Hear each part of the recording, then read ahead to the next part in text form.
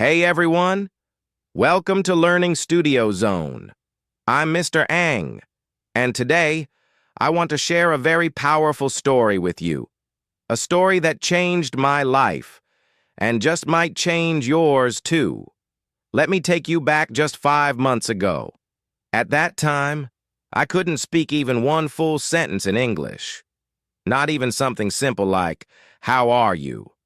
without pausing and thinking too much. My mind felt slow. My confidence was low. And honestly, I felt stuck. I had studied English for years in school. I could read a little. I knew some grammar rules. I had even memorized vocabulary lists. But when it came time to speak, nothing came out. I felt embarrassed. I felt like a failure. I began to wonder if I would ever learn English.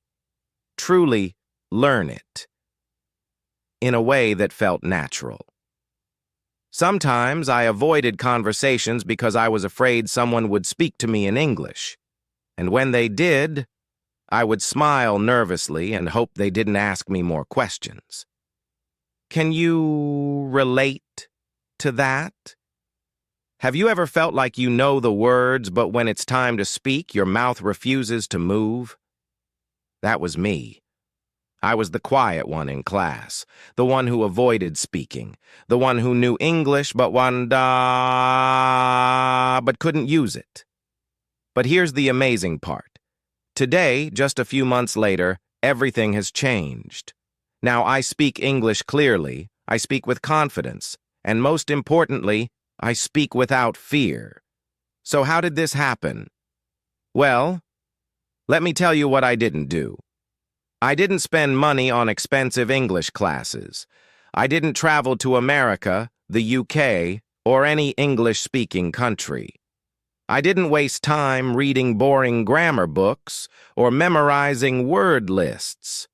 In fact, the method I followed is very simple, and anyone can do it. This is not just my story. If you've ever felt frustrated while learning English, if you've ever told yourself, maybe English just isn't for me, if you've ever wanted to speak English fluently but didn't know how to begin, then this story is also your story, because I was where you are right now. I had the same fears. I made the same mistakes. And I had the same dream. To speak English fluently, naturally, and confidently. And you know what? I discovered that it's not too late. In fact, the moment you stop worrying and start acting, everything begins to change. But it all starts with a moment, a turning point, a decision. For me, that moment came one afternoon, unexpectedly. I wasn't looking for a lesson. I wasn't trying to study. I was simply scrolling on my phone, feeling tired and a little bored. And then I saw a video. One short video. One confident young man speaking English fluently. And in that moment, everything changed. That was the beginning of my journey. That was the spark that woke me up. Because when I watched him speak, someone who looked just like me, someone who wasn't from an English-speaking country, I felt something shift inside me. I thought, if he can do it, why can't I? That one question kept repeating in my head. It wouldn't leave me alone. And the more I thought about it, the more I realized something important. I wasn't failing because I was lazy. I wasn't failing because I wasn't smart.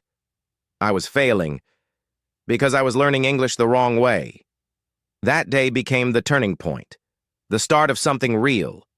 It was the moment I stopped being afraid, the moment I stopped making excuses, and the moment I said to myself, enough. It's time to do this. For real. What happened after that? Well, that's what I'm going to tell you next. Let's go back to that exact day. The day everything changed for me. The day that became the wake-up call. Chapter 1. The wake-up call. I still remember that afternoon. Not because it was special, but because it felt like any other day.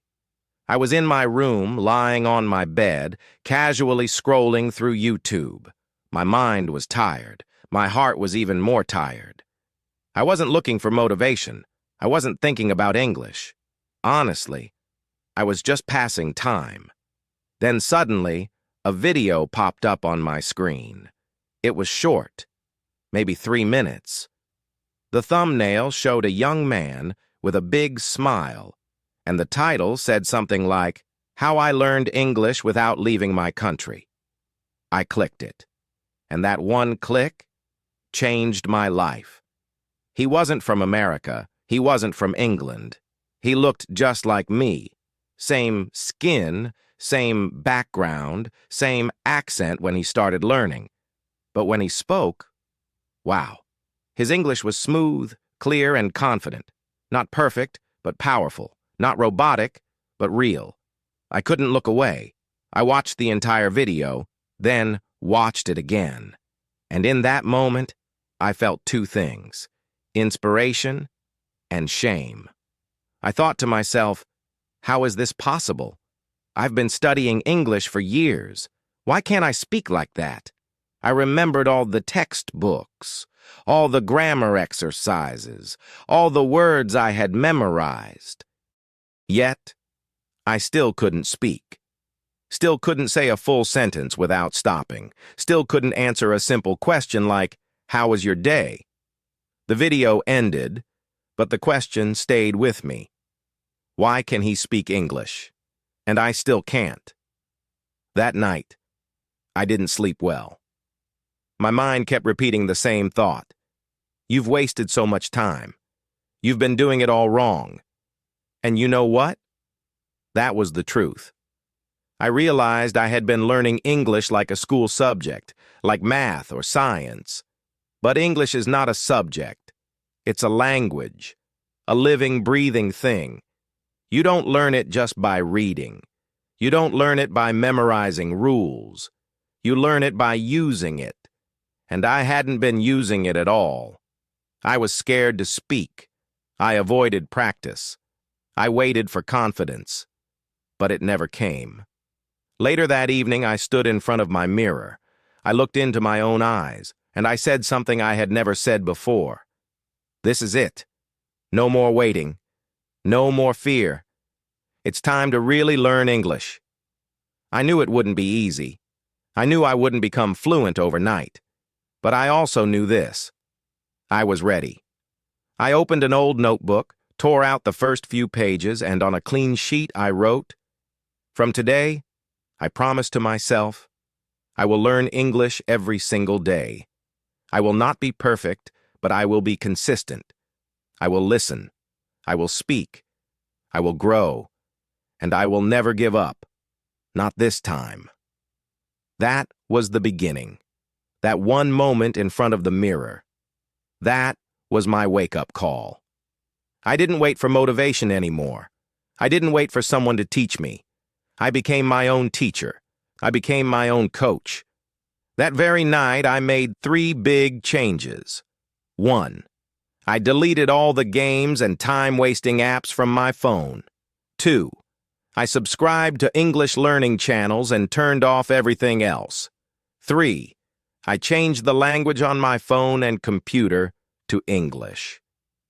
It felt strange at first, uncomfortable, like stepping into cold water. But I reminded myself, this is your chance. Don't waste it.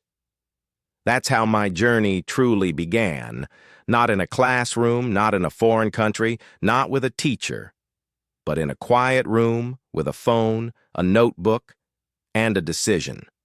That was my wake-up call, and once I heard it, I couldn't go back. Chapter 2. The Dream That Failed. After that wake-up call, I felt a fire inside me. But it wasn't the first time I had tried to learn English. In fact, I had tried before. This wasn't my first dream, but it was the first time I realized why the dream had failed. Let me take you back again, this time to a few months before the wake-up call. Back then, I also had a dream, a big one. I wanted a better job. I wanted to travel to other countries. I wanted to make new friends, understand different cultures, and speak freely. And I knew English was the key. So like most people, I made a plan. I bought English books. I downloaded grammar apps. I joined a local English class. I told myself, this time, I will do it right. This time, I will succeed. And at first, I was serious. Every morning, I studied grammar rules.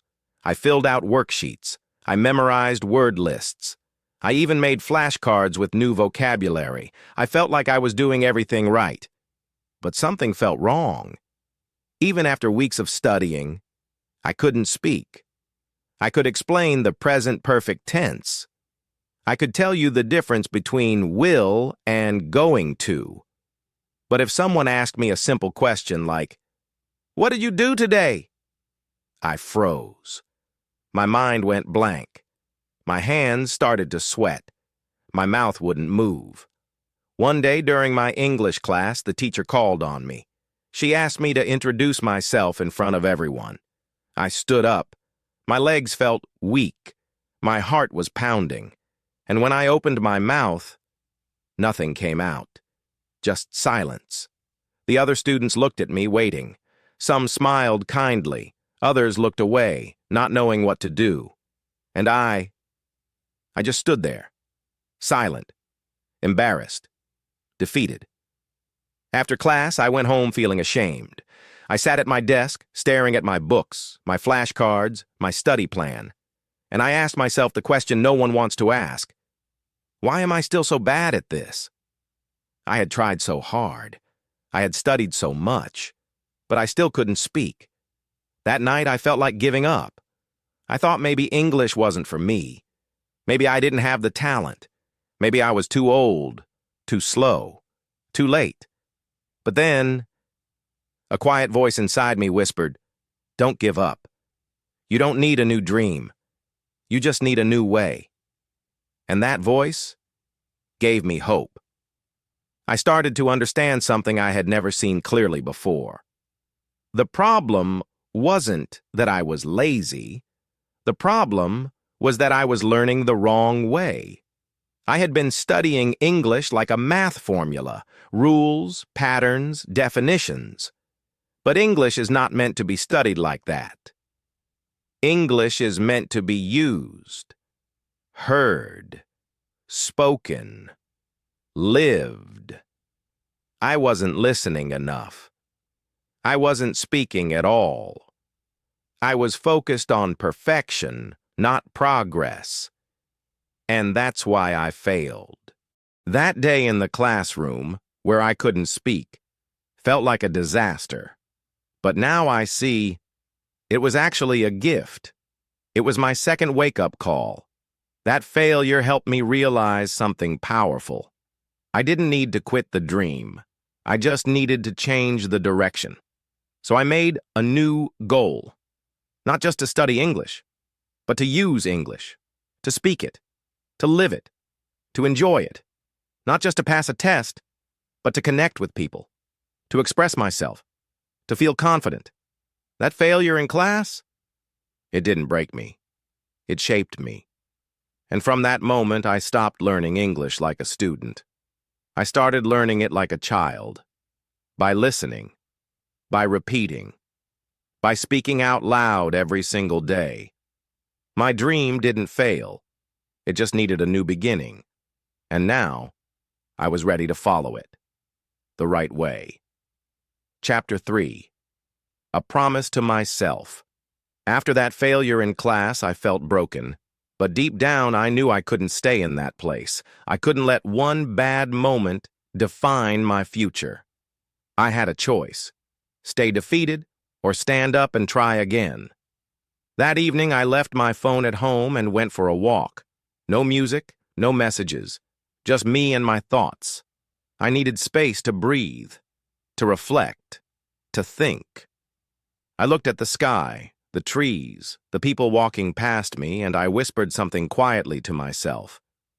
You are not weak. You are just learning. That sentence, changed everything. I realized something very important. Before I could follow a new plan, I needed something even stronger, a promise to myself. So I went home, sat down at my desk, opened a fresh notebook, and turned to the first page. I took a deep breath, picked up my pen, and wrote in big, bold letters. This is the start of my new English life. Then, underneath, I wrote my promise. I will practice English every day for 5 months. I will not focus only on grammar. I will listen, speak, read, and write every single day. I will not be afraid to make mistakes. I will not stop, even if it gets hard. As I wrote those words, I felt something powerful, like I was making a contract, not with a teacher, not with a class, but with myself. This promise felt real. It felt strong. It felt like the beginning of something I had never truly done before. Believe in myself. Next, I wrote down my reasons, the why behind the promise. I want to get a better job. I want to speak with people from other countries. I want to help my family. I want to feel proud of myself. Those reasons gave me energy. They reminded me that I wasn't just learning English, or I was building a new life. Now it was time to make a plan, a simple, clear plan. Every day I would do these 5 things. 1. Listen to English for at least 1 hour, podcasts, YouTube videos, or stories. 2. Use subtitles at first, then slowly remove them. 3. Shadow the speaker. Repeat after them in real time. Copy their voice, tone, and speed. 4. Talk to myself in English, in the mirror, while walking, while brushing my teeth. 5. Mark an X on my calendar every day I practiced, so I could see my progress. I didn't wait for the perfect moment. I didn't wait until Monday or the first of the month. I started that night. I put a calendar on my wall, and every time I finished my practice, I drew a big red X.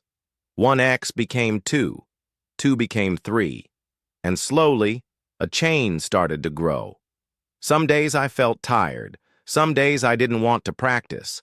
But every time I looked at that chain of red X's, I reminded myself, you made a promise. Don't break it. Sometimes I would only practice for 20 minutes. Sometimes I made mistakes. Sometimes I couldn't understand everything I heard. But I never stopped, because I had learned something powerful. You don't need to be perfect. You just need to keep going. And that's exactly what I did. Every word I listened to, every sentence I repeated, every small step I took, brought me closer to my goal. This promise was not just about learning English. It was about becoming someone new, someone who doesn't give up, someone who takes action, someone who believes, no matter what. And little by little, I started to feel it. I wasn't just studying English anymore. I was living it. Chapter 4. The First 15 Days. The first 15 days of my new English journey were not easy, but they were powerful. Maybe the most important days of my life. Every single day I followed my plan. No excuses, no skipping, no going back. I started with listening. For 1 hour each day, I listened to English. Simple podcasts, children's stories, and short YouTube conversations. At first, I used subtitles. I needed them. But after a few days, I started turning them off. Even if I didn't understand everything. It felt difficult, sometimes frustrating, but I kept going. Then came shadowing, my favorite part. I played a video and repeated what the speaker said at the same time. I copied their words, their tone, their rhythm. It felt strange in the beginning, like I was just pretending. But slowly, it began to feel real. I was training my mouth. I was training my ears. I was teaching my brain. This is how English sounds. I didn't care about grammar anymore. I cared about connection, about sound, feeling, and flow. I also spoke to myself a lot. When I brushed my teeth in the morning, I said things like, "Good morning. Today is Tuesday. I feel a little tired, but I'm ready." When I walked to work, I described what I saw. "There's a red car. The man is holding a cup. The sky is blue today." They were simple sentences, but they were mine, and they were in English. No one laughed at me because no one heard me. I had the freedom to try, and the freedom to fail, and that freedom helped me grow. On day 5, I did something big. I took my phone and recorded a short video of myself speaking English. I looked into the camera and said, "Hello, my name is Ang. Today I went to work. I answered emails. I ate lunch with my friend. I made grammar mistakes. I forgot some words. But I smiled, because I was speaking real English. When I watched the video, I felt proud. Not because it was perfect, but because it existed. Because it was proof that I was trying. By day 10, something amazing happened. I started to dream in English. One night in my sleep, I saw myself talking to a tourist. We were laughing. I was speaking fluently. I didn't need to translate. The words just came. When I woke up, I laughed. I thought, is this really happening?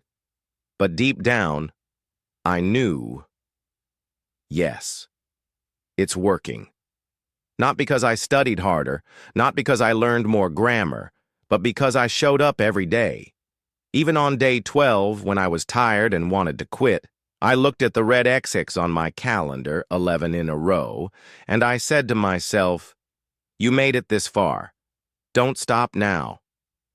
That day, I only practiced for 20 minutes. Just a short story and some shadowing. But it still counted. Because the goal was never perfection. The goal was consistency. By the end of the 15 days, something inside me had changed. English wasn't a subject anymore. It wasn't a task on my to-do list. It had become part of my life. I didn't need to force myself to practice. I wanted to. I started to enjoy it.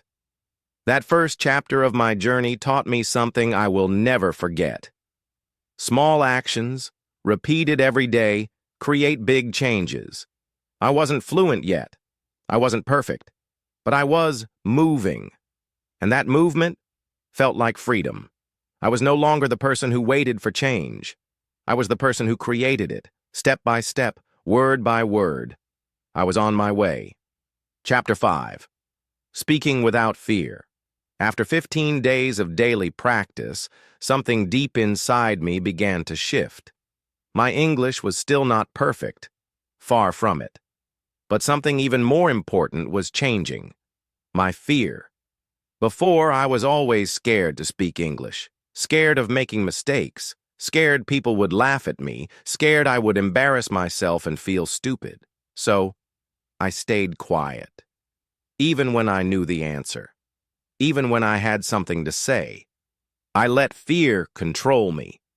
But now, after 2 weeks of speaking to myself, of listening, of shadowing, that fear started to feel smaller. One morning, I stood in front of the mirror and looked into my own eyes. And I said, out loud, "Good morning. How are you today?" Then I smiled and answered myself, "I'm fine. I feel ready to speak English today." It felt silly. It felt strange. But it also felt powerful, because I was becoming comfortable with the sound of my own English voice. A voice I had been hiding for years. That day, I took a bold step. There was a small tea shop in my neighborhood. Sometimes tourists would stop there for a break. As I walked by, I saw a foreign man sitting alone with a map in his hands. My heart began to race. My hands started to sweat. My inner voice screamed, "Don't do it! Just walk away!" But another voice, stronger this time, whispered, "You promised yourself. You said you would speak. This is your moment." So I walked up to him, slowly, nervously, and said, "Hello? Are you visiting here?" He looked up, smiled, and replied, "Yes, it's my first time in this country." I felt my whole body tense up. My English wasn't perfect. My voice shook. I forgot some words. But I didn't run. I didn't quit. I kept going. We talked for maybe 3 minutes. Just small things. Where he was from, what he liked about the city, what I recommended. It wasn't much. But to me, it meant everything. That one conversation changed me. It showed me that I didn't have to wait until I was fluent. I didn't have to wait until I was perfect. I just had to start. From that day on, I looked for more chances to speak. I joined a small English-speaking group online. At first, I only listened. My camera was off. My mic was muted. But slowly, I built courage. In one meeting, I turned on my mic and said, "Hello, my name is Ang. I'm learning English every day." People smiled. Someone said, "Nice to meet you." Just 3 words, "Nice to meet you." But those words gave me big confidence. I realized something that day. Speaking without fear doesn't mean you're never afraid. It means you speak even when you are afraid. So I kept practicing. I asked for directions in English, even if I already knew the way. I read news articles out loud every morning. I recorded myself telling short stories and listened to them again. I even started liking the sound of my voice. Not because it was perfect, but because it was mine. It was real, honest, brave. The more I spoke, the less fear I felt. It didn't happen in one day. It didn't happen in 1 week. But slowly, that fear turned into courage. And that courage turned into confidence. By the end of the month, I felt like a new version of myself. I wasn't fluent yet. I still made mistakes. But I no longer stayed silent. I had a voice, and I was learning how to use it. Speaking without fear wasn't just about English. It was about becoming someone who dares to speak, dares to try, and dares to grow. And I was proud of that person. Chapter 6. Learning to think in English. One evening, something happened that surprised me. I was walking home from work, looking at the sky, and suddenly, in my mind, a sentence appeared. "The clouds are so white today." But what shocked me wasn't what I saw. It was how I thought it. That sentence didn't come in my native language. It came directly in English. No translating, no mental grammar check. Just a clear, simple thought. In English. I stopped walking for a moment. I looked up and whispered, "Wow, it's happening." This was something I had never experienced before. I used to translate everything in my head. If I wanted to say, "I am hungry," I had to first think it in my language, then change it to English. That process was slow. It made me speak slowly. It made me doubt myself. But now, my brain had started doing something amazing. It was treating English like a real language, not a subject. It was like a door had opened, a door to a world where English wasn't a performance. It was a habit. I wanted to open that door even wider, so I started training my mind every day, not just to learn English, but to think in English. While cooking, I would name everything in my kitchen. "This is rice. This is a spoon. I'm cooking dinner now." While walking outside, I would describe the world around me. A boy is playing. The dog is barking. That bus is late again. At work, I wrote my to-do list in English. Check email, print report, call customer. These were not advanced sentences. They were simple, but they were powerful, because they helped my brain get comfortable with English. Soon, I noticed something else. I began dreaming in English, not every night, but sometimes. One night, I dreamed I was talking to a teacher in English. The dream felt so real. I didn't understand every word, but I wasn't scared. I was just speaking. And when I woke up, I smiled. Because even while I was sleeping, my brain was still learning. Before going to bed, I started listening to short English audio stories. Sometimes I told myself simple bedtime stories in English, right before sleep. I would close my eyes and say, "Once upon a time, there was a boy who wanted to learn English." It may sound silly, but it worked. The more I thought in English, the faster everything became. Listening was easier. Speaking felt more natural. I didn't need to stop and think every time. It was like riding a bicycle. At first I fell. I was slow. I needed support. But one day, I was riding smoothly. I didn't need to think about balance anymore. I just moved forward. That's exactly what thinking in English felt like. I realized something very important. Learning English is not just about knowing words. It's about changing the way you think. If you can think in English, you can speak in English. You don't need to be perfect.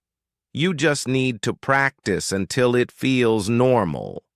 Now, English was no longer something I did in the evening. It was something I lived, from morning to night. I was no longer just someone learning English. I was becoming someone who lives with English. And with each thought, each sentence, each small habit, I was building a new version of myself, from the inside out. Chapter 7. Sounding natural, like a native. After I started thinking in English, I noticed something new. I could speak. I could express myself. I could even think in English without translating. But I didn't sound natural. My grammar was okay. My vocabulary was improving. But when I spoke, something was missing. The rhythm, the tone, the flow. It didn't sound like the English I heard in movies or podcasts. It sounded slow, flat, and sometimes robotic. I asked myself, why do native speakers sound so smooth? And I don't. The answer came quickly.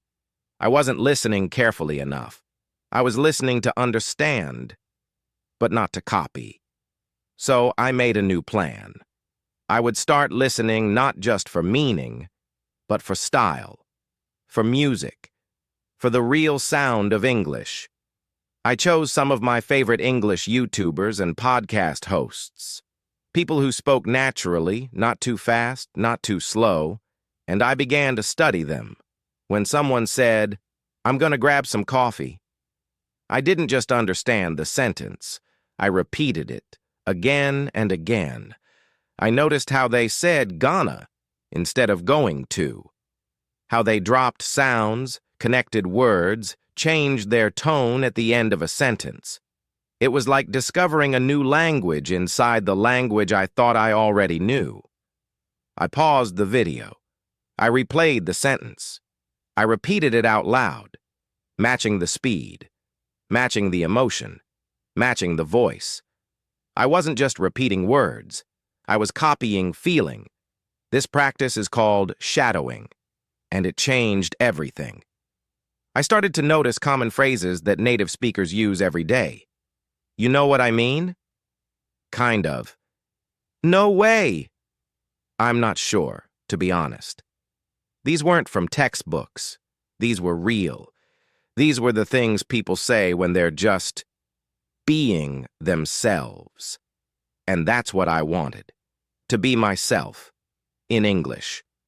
I also paid attention to body language, how native speakers use their hands, their eyebrows, their faces. When they say, "That's amazing," they don't just say it, they show it. Their eyes light up. Their voice gets louder. They smile. So I practiced that too. In front of the mirror, I said, "That's amazing." And I smiled big.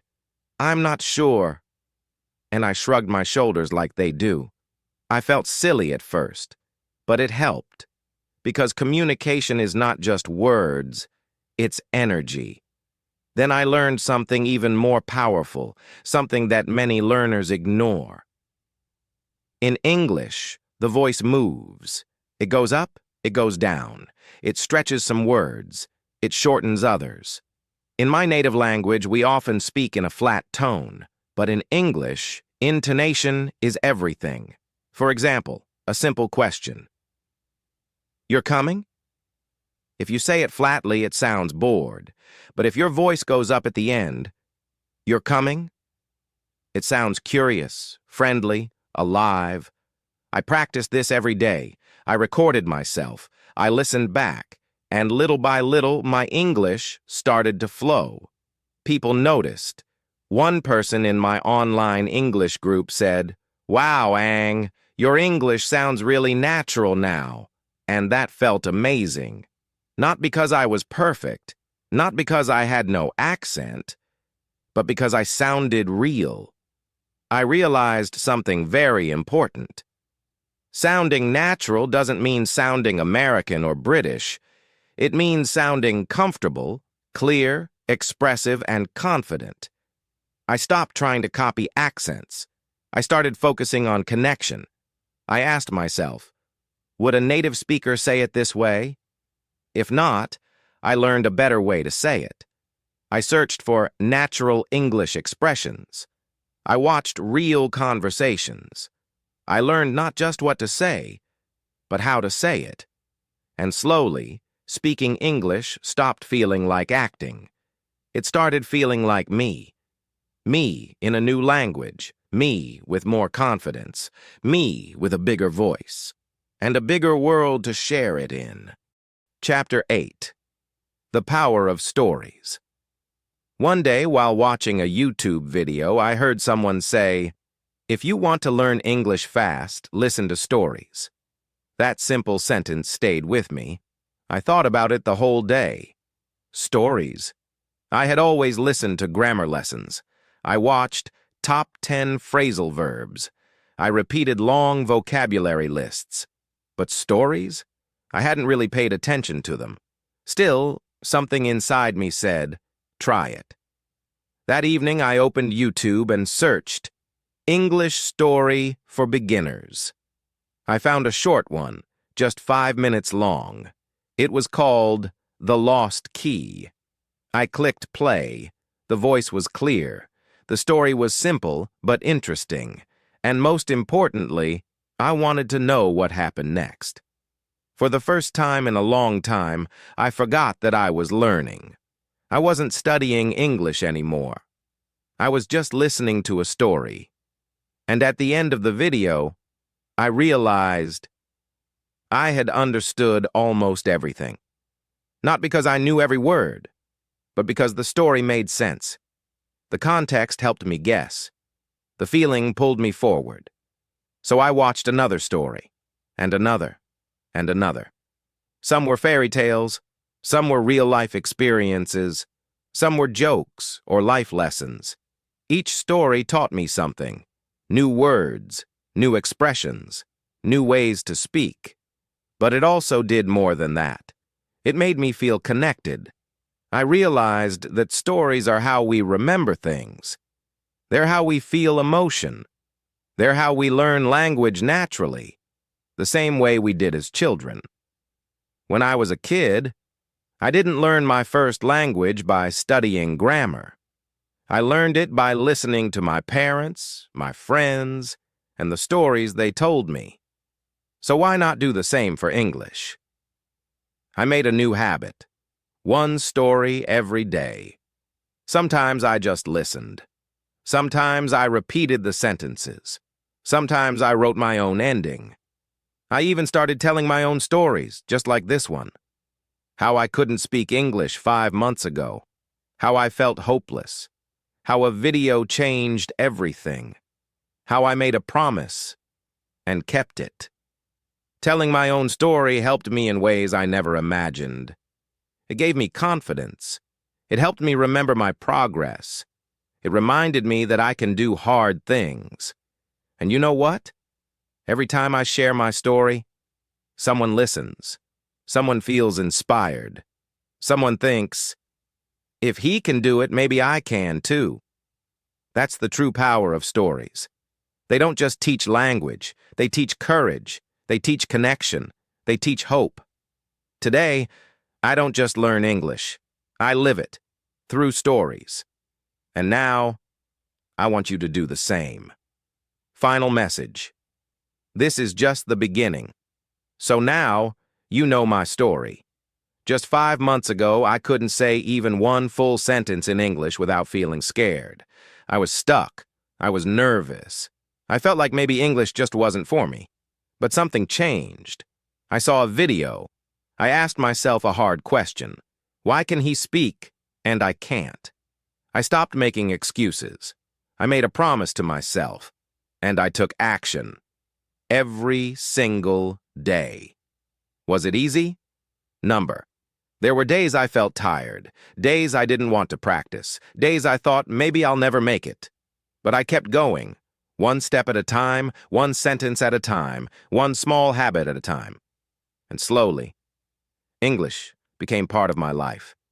I started to speak. Then, I started to think in English. Then, I started to sound natural. Then, I started to believe in myself. This story, it's not just mine. It can be yours too. If you've ever felt embarrassed to speak, if you've ever studied for years but still felt stuck, if you've ever thought about giving up, please don't. Because you are not too late. You are not too slow. You are not too weak. You're just beginning. Forget about being perfect. Forget about what other people think. Focus on what you can do today. Can you listen to one short English story? Do it. Can you speak to yourself in the mirror for 2 minutes? Do it. Can you write one promise in your notebook? Do it. Small steps lead to big changes. I'm not special. I didn't move to an English-speaking country. I didn't pay for expensive classes. I just decided to stop waiting and start becoming. And now, it's your turn. No matter where you are, no matter how many times you've failed, you can do this. Speak with heart, practice with courage, make mistakes, and grow from them.